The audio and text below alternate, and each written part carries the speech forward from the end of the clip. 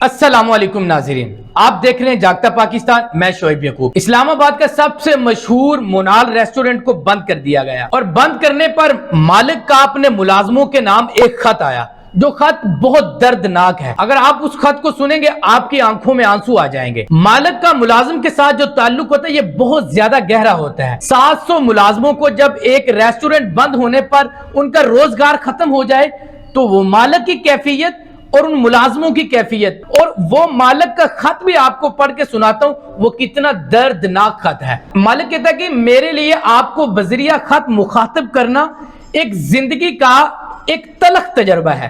اس کی وجہ وہ خدشہ ہو سکتا ہے کہ کہیں میرے الفاظ آنسو بن کر میری آنکھوں سے بہہ نہ جائیں اور دیکھ کر آپ کے حوصلے نہ ٹوٹ جائیں۔ ذہن، دل کا اور جذبات قلم کا ساتھ نہیں دے رہے۔ 18 سالہ رفاقت سے علیحدگی اختیار کرنا، مالک کہہ رہا ہے جی 18 سال کی رفاقت کو ختم کرنا، میں کیسے اس کو اظہار اس کا کروں آپ کے سامنے۔ اگر میرے بس میں ہوتا تو میں آپ کو بتا دیتا کہ باپ کا اپنی اولاد سے جدا ہونا کتنا مشکل ہوتا ہے۔ 2006 سے اللہ نے آپ کا اور میرا رزق اکٹھا لکھ دیا تھا۔ ہماری زندگی کے شب و روز اکٹھے گزرتے تھے، ہماری خوشیاں غم سانجھے ہو گئے تھے۔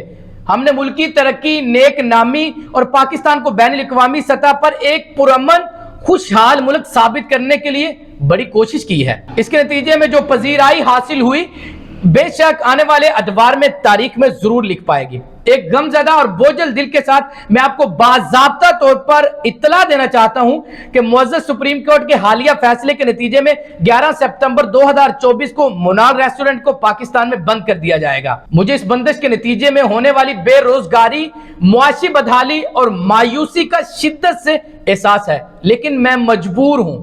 یہ کون کہہ رہا ہے جی؟ مالک کہہ رہا ہے۔ کاش میرے بس میں ہوتا کہ دوسرے منصوبے کے متبادل کوئی روزگار آپ کو فراہم کر سکتا، لیکن معاشی حالات کے مد نظر یہ ممکن نہیں ہے، اس کی پوسیبلٹی نہیں ہے۔